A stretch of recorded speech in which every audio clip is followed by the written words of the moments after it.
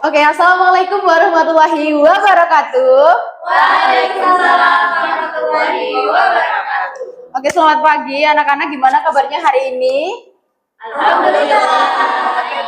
Oke, alhamdulillah baik. Nah, sebelum kita memulai sesi bimbingan kita pada pagi hari ini, alangkah lebih baiknya kita berdoa terlebih dahulu ya, supaya bimbingan kelompok kita pada hari ini dapat berjalan dengan lancar.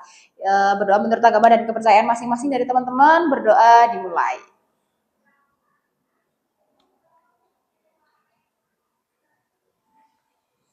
Baik, berdoa tidak pernah dicukupkan. Nah, baik teman-teman, tadi udah bilang alhamdulillah semuanya baik ya kondisinya hari ini. Berarti siap dong ya buat pelaksanaan bimbingan kelompok hari ini? Siap. Kurang keras kalau udah siap-siap nggak sih buat bimbingan hari ini? Siap. Oke, karena udah siap banget. Berhubung ini juga udah pertemuan kedua kita dalam bimbingan kelompok hari ini ya. Jadi kurang lebih aturannya juga sama seperti sebelumnya dalam sesi bimbingan kelompok kita yang pertama gitu ya teman-teman. Nah, sebelum kita memulai bimbingan kelompok kita hari ini seperti biasa, kurang semangat kalau nggak ada ice breaking nggak sih? Betul kan? Nah, jadi Ibu ada satu permainan nih, namanya cik cik boom. Nah, gimana itu permainan cik cik boom?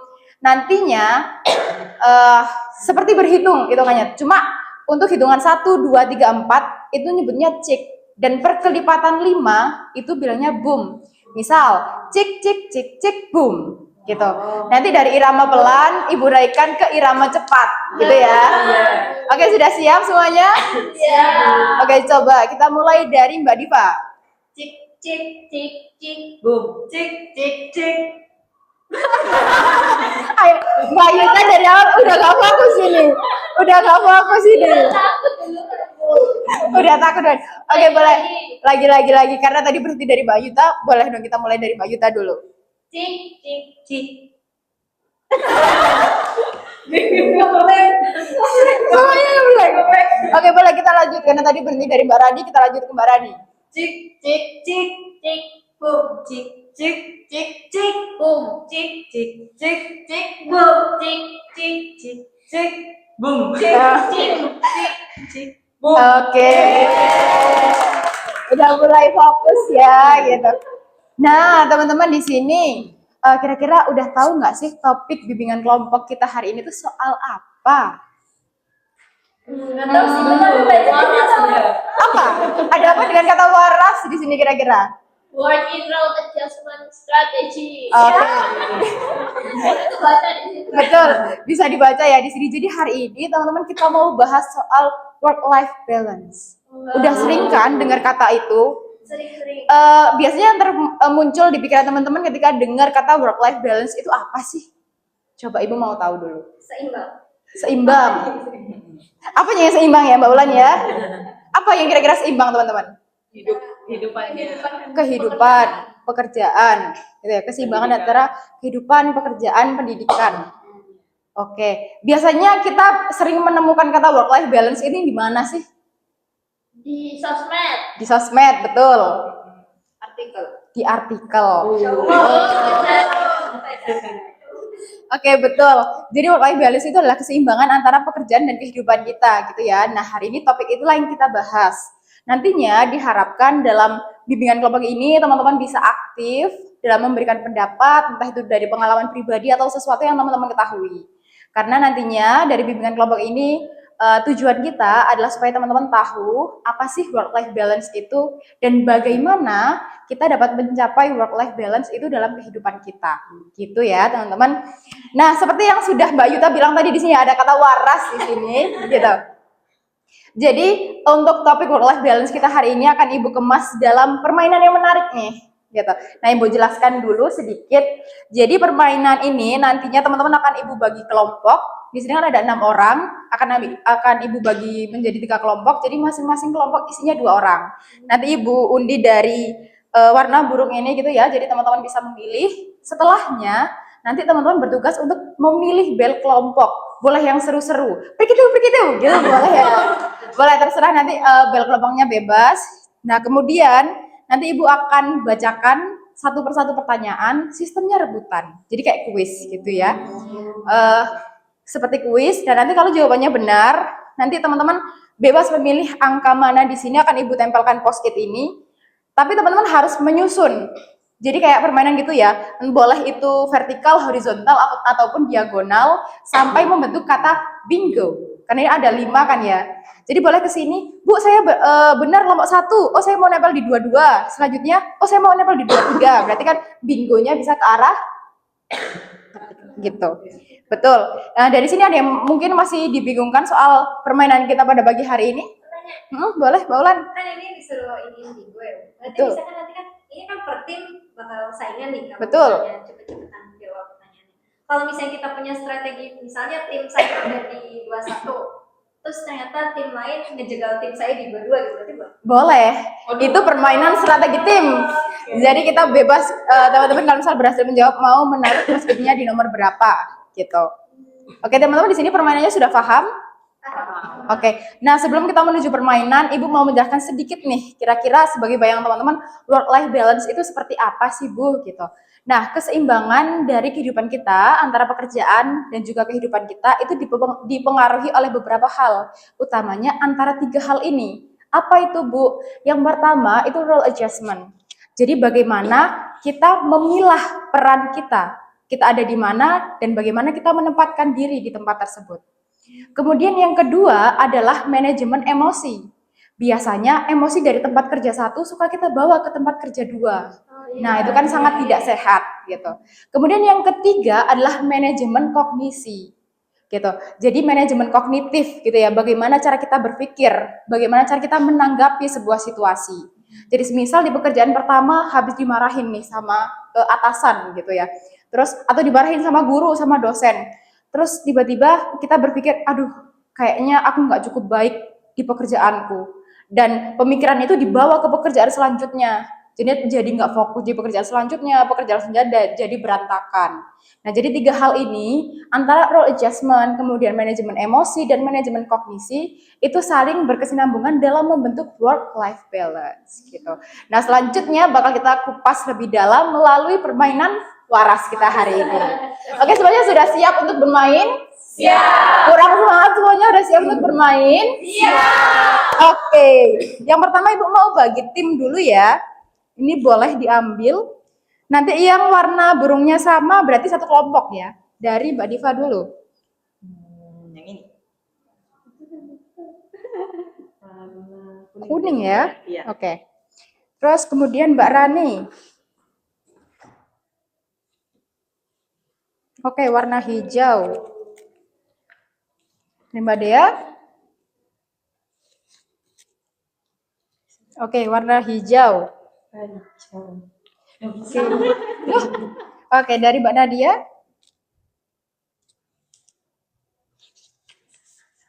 Oke, dari kelompok kuning. Oh, ternyata sisanya 2 ya.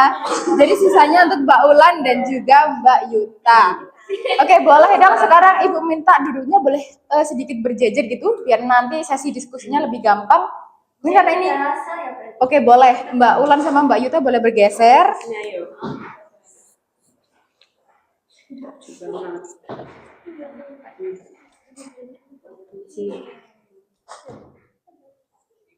Oke, tadi seperti yang sudah Ibu bilang ya, per kelompok harus punya bel. Ibu mau cek dulu nih bel dari masing-masing kelompok. Kira-kira dari kelompok hijau, belnya apa nih?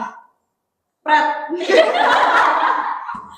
Oke, dari kelompok hijau belnya pret gitu. Harus pret gitu ya.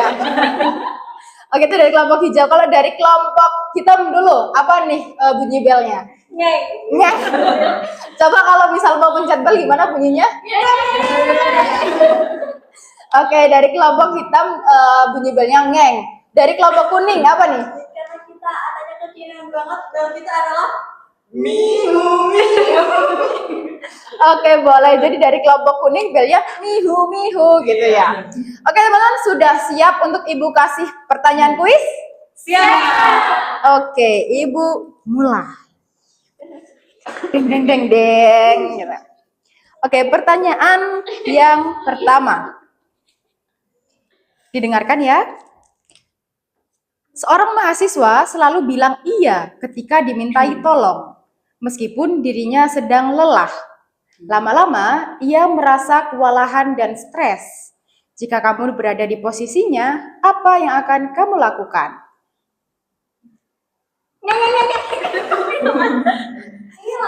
Boleh langsung. Langsung aja bunyikan belnya gitu ya. Oke, kesempatan buat kelompok ngeng. Kamu yang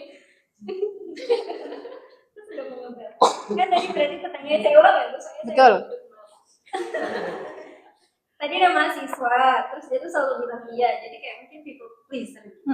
Terus pada akhirnya dia lelah. Betul. Terus kalau misalnya saya di posisi itu, saya gimana? Betul.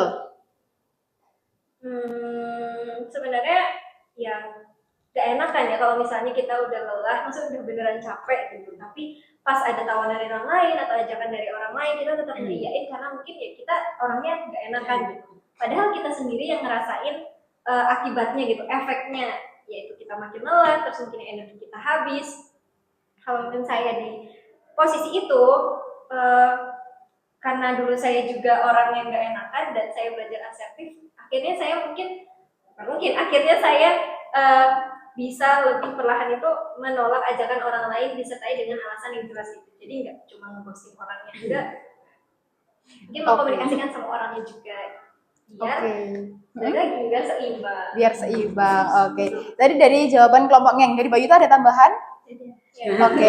Nah, teman-teman, jawaban dari kelompok ngeng tadi juga sudah benar. Cuma kalau kita kembalikan di konsep awal tentang work life balance dan 3 konsep tadi, role adjustment, kemudian manajemen emosi dan manajemen kognisi. Kira-kira yang dilakukan Mbak Ulan tadi sudah masuk poin kemana?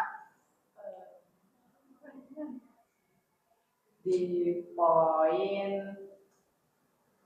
apa tadi Bu 3? Yang role adjustment, manajemen emosi sama manajemen kognisi. Di menurut saya itu dia mainnya di manajemen emosi, dimana dia kan akhirnya merasa lelah gitu kan, dan dia tuh butuh waktu untuk istirahat seperti itu. Jadi gimana caranya supaya dia bisa istirahat dan juga punya waktu untuk dirinya gitu, jadi dia menolak. Oke, betul. Jadi Mbak Ulan juga bisa memilih untuk istirahat ya, mencerahkan sejenak emosinya dengan melakukan, tadi juga sempat kalau teman-teman itu ada role adjustment-nya juga.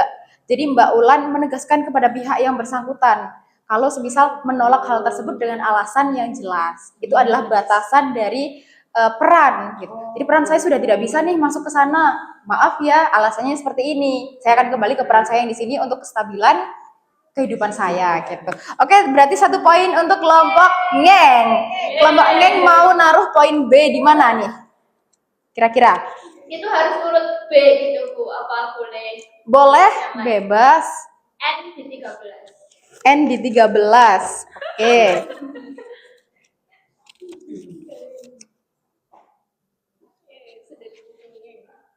Sudah di booking ngeng. Oke, kita lanjut ke pertanyaan selanjutnya. Didengarkan. Kapan terakhir kali kamu merasa hidupmu seimbang dan faktor apa saja yang mendukung tercapainya keseimbangan tersebut?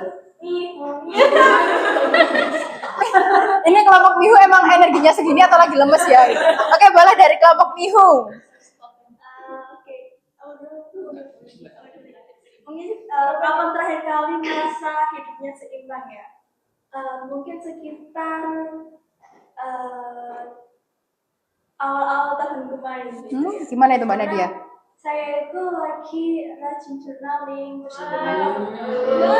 manajemennya juga lumayan bagus. Jadi kayak saya merasa nggak yang stres banget, terus gitu kayak hidup ini enak banget ya, gitu. Kayak ngerasa seimbang aja ke pekerjaan saya, terus kehidupan, mau kayak senang-senang bisa, mau kerja yang fokus juga bisa gitu. Jadi yang mendukung saya untuk work-life balance ini dengan melakukan journaling itu.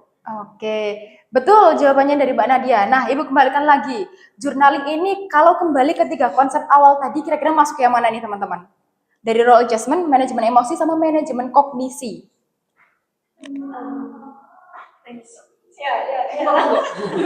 Ayo, siapa ini? Oke, Mbak Rani. Manajemen kognisi kali ya. Manajemen kognisi, kenapa kira-kira Mbak?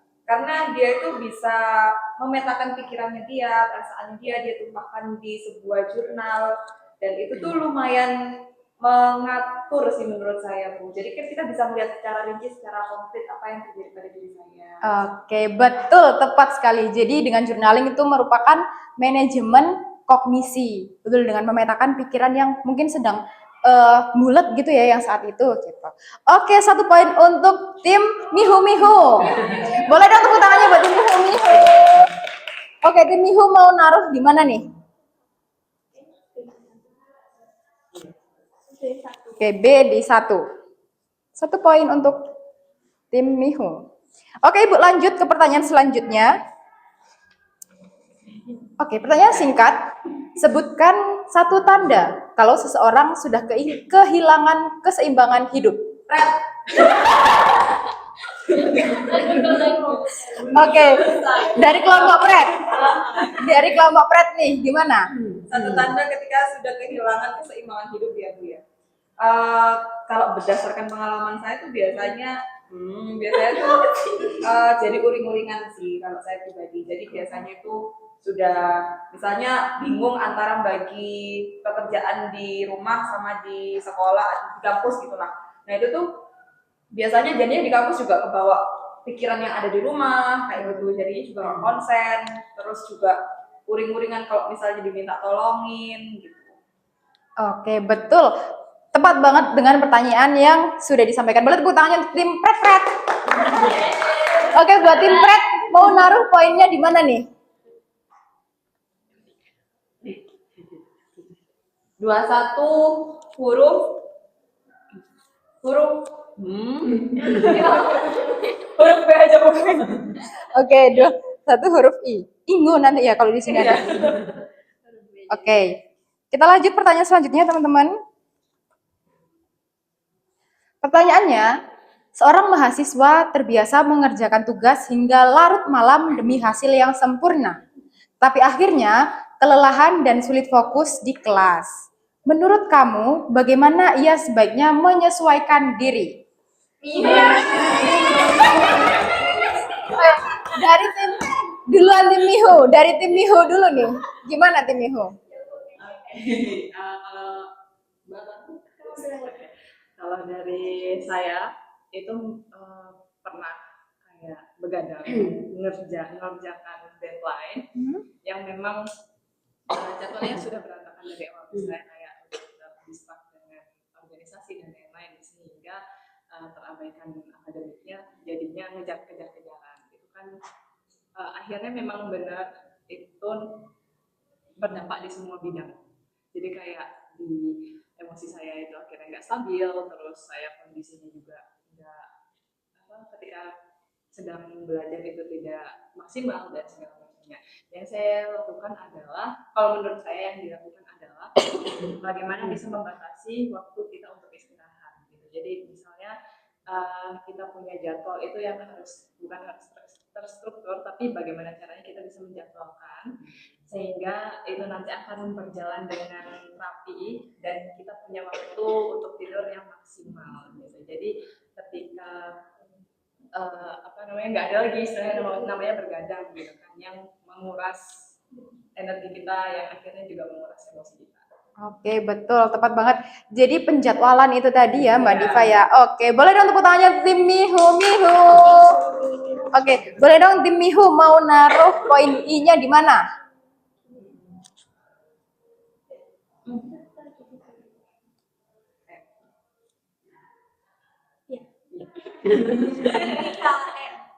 Tiga N. Oke.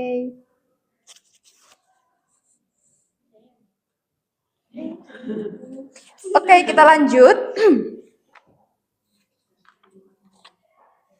Pertanyaan selanjutnya, sebutkan 1 manfaat jika mahasiswa bisa menjaga work-life balance. Di sini tim Mihu walaupun lemas tapi dia cepat.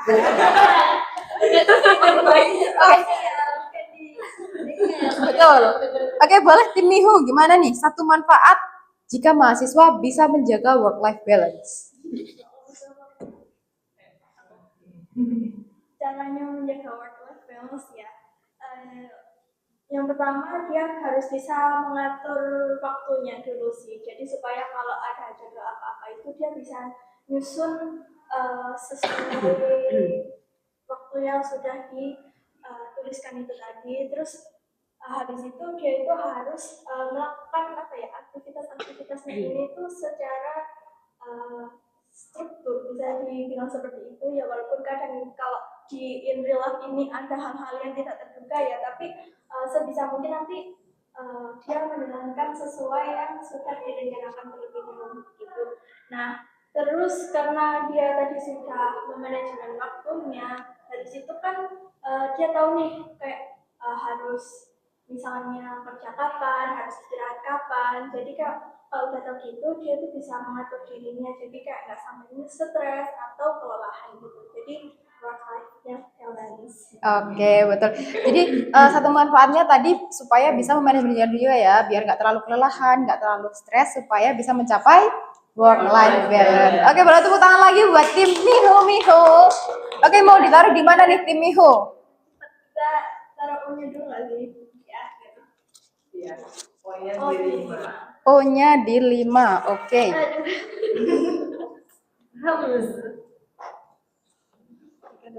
Oke, kita lanjut. Permainan sudah semakin memanas. Oke, pertanyaannya, sebutkan arti hidup seimbang sebagai seorang mahasiswa. Oke. Dari kelompok geng. Arti hidup seimbang sebagai seorang mahasiswa adalah menurut saya ketika kita dapat menyeimbangkan antara emosi, kognisi, peran kita di bagian akademik, di rumah, di lingkungan sosial ataupun dimanapun itu. Iya sih, ujung-ujungnya work life. Benar sih, kayak kita bisa menempatkan diri itu di mana dan dengan perasaan, pemikiran itu yang seperti apa, peran kita juga disesuaikan di tempat yang kita jalani di saat itu, here and now, situ dan saat ini. Iya, benar, mindful. Oke, betul banget. Jadi kembali lagi di 3 konsep awal tadi ya, role adjustment, manajemen emosi, dan manajemen kognisi untuk membentuk kehidupan yang seimbang. Oke, boleh tepuk tangan buat tim geng. Oke, tim geng mau naruh poinnya di mana nih? 11B. 11B. Oke. Kita beralih ke pertanyaan selanjutnya. Pertanyaannya, sebutkan 3 konsekuensi negatif yang mungkin terjadi jika mahasiswa tidak memiliki work-life balance.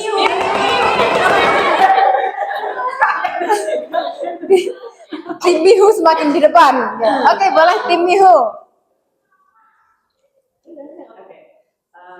3 apa tadi? Konsekuensi negatif yang mungkin terjadi jika mahasiswa tidak memiliki work-life balance. Yang pastinya dia akan merasa kayak dia Bu.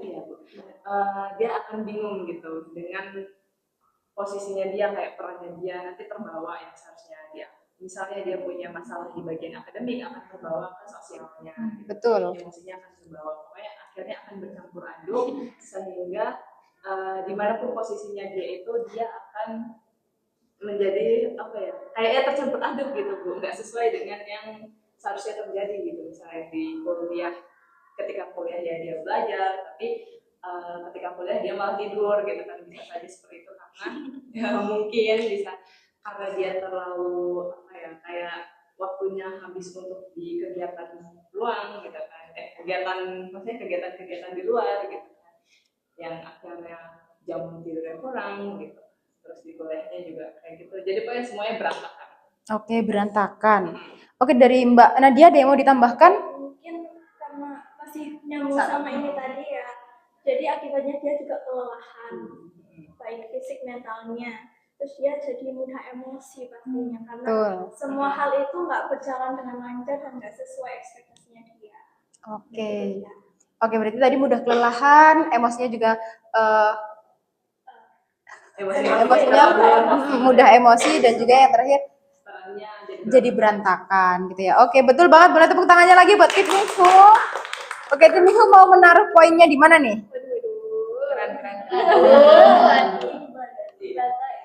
Oke, I2 ya. Oke, wow. Tinggal 1 untuk tim Miho. Jangan mau kalah. Oke, pertanyaan selanjutnya, Ibu lanjut. Ternyata sama ini, sebentar. Nah, ini. Saat ini sangat mungkin sering dialami oleh teman-teman ya. Saat sedang belajar untuk ujian, kamu malah tergoda membuka media sosial hingga belajar jadi terhambat. Bagaimana caramu mengatur diri agar tetap fokus tanpa merasa tertekan?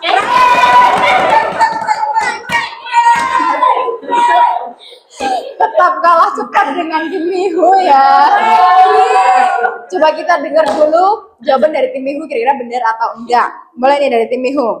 Supaya nggak terdistraksi ya tadi. Betul. Oke, mungkin kita pakai mode friendly dulu nih di HP kita, terus kita coba dulu saat kita belajar, terus ini kita coba waktu 5 sampai 10 menit dulu kita fokus belajar. Dan biasanya kalau udah enak nih belajar, jadi bisa keterusan gitu. Jadi kita nggak akan ke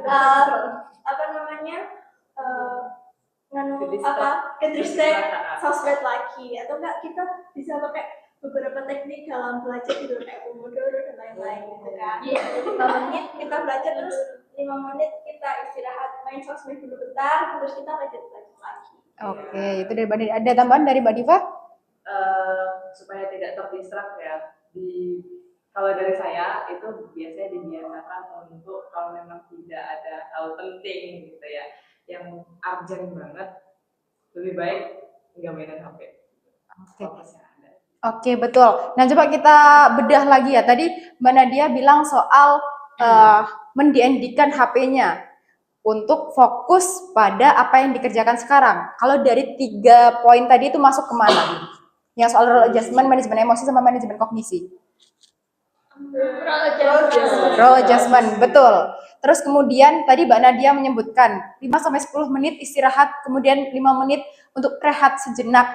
Itu masuk yang mana? Kognisi bisa, karena untuk mengistirahatkan pikiran. Selain itu, emosi kira-kira masuk nggak? Masuk. Kenapa kira-kira masuk? Tadi kayak rewardnya gitu. Oke. Betul, berarti teman-teman udah paham ya di sini konsepnya. Oke, poin terakhir nih, B dari kelompok Miho. Berarti mau ditaruh di 4. 25 juga boleh. Ditawar ya. Oke, boleh. Berarti permainan sesi kali ini dimenangkan oleh tim Miho. Boleh dong tepuk tangannya untuk tim Miho. Oke, enggak apa-apa. Kita taruh saja karena sudah selesai juga ya. Oke, nah selanjutnya teman-teman tadi kita sudah berdiskusi panjang lebar melalui permainan yang menarik di sini. Ibu juga sudah menekankan terkait 3 konsep tadi, role adjustment, manajemen emosi, dan manajemen kognisi dalam mencapai work-life balance. Nah, jadi diharapkan dari permainan ini teman-teman juga bisa mengambil, kan tadi kasusnya kita bahas dari kasus sehari-hari ya, gitu. Nah, oke, teman-teman di sini selanjutnya Ibu mau ada LKPD, jadi dikerjakan per kelompok. Nantinya LKPD Ibu berikan waktu 5 menit, kalau sudah bisa langsung dikumpulkan, seperti itu ya, seperti biasanya kita di sesi bimbingan kelompok. Boleh diteruskan. Oke, permisi. Ini untuk pulpennya.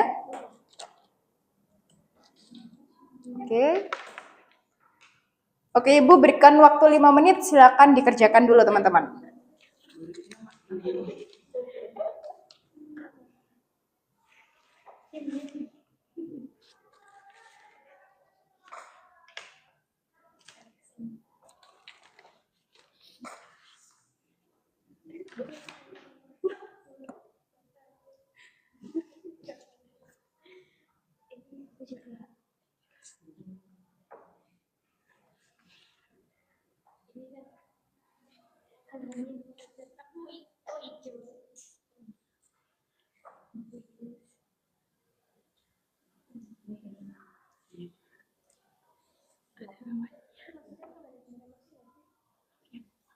Oke, waktunya 30 detik lagi ya.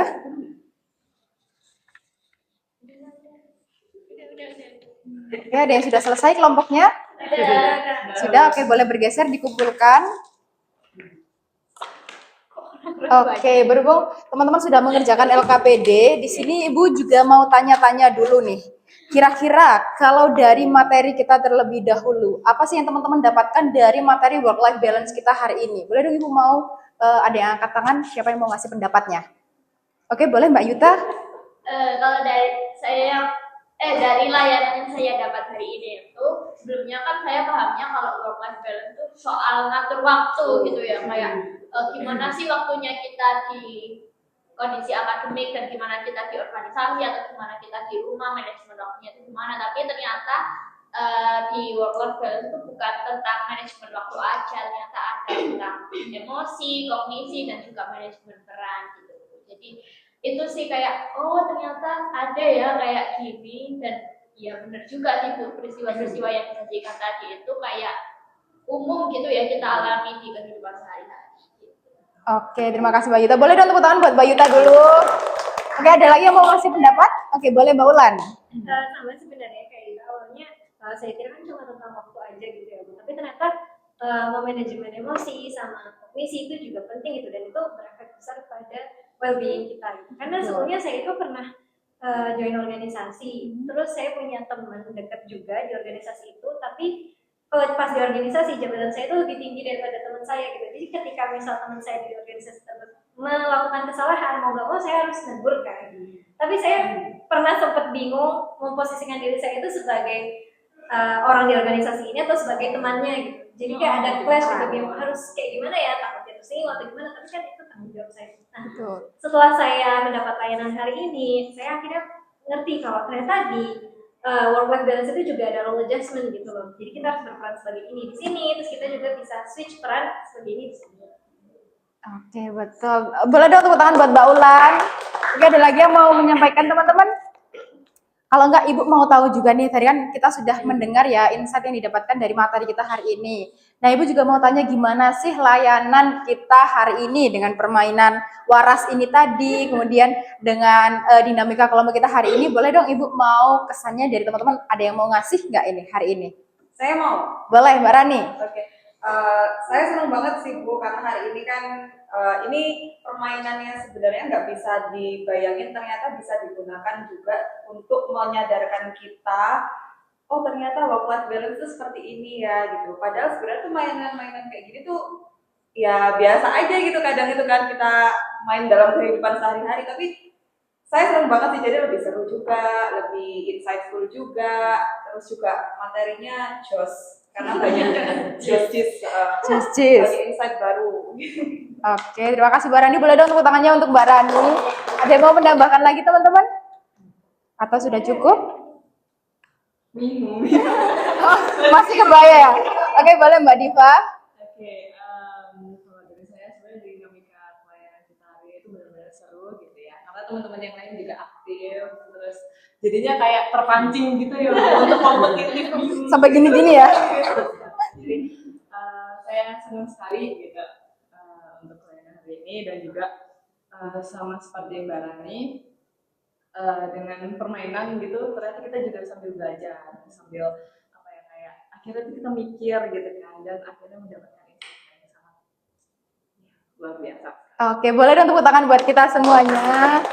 Oke, terima kasih teman-teman untuk refleksinya di sesi bimbingan kelompok hari ini. Jadi benar ya, tadi terkait materi, memang 3 konsep ini terkait role adjustment, kemudian manajemen emosi, dan kognisi itu saling berkaitan satu sama lain. Ibarat seorang ayah sedang bekerja di kantor, dia membawa perannya sebagai karyawan. Tapi ketika dia pulang, dia harus membawa perannya sebagai seorang ayah.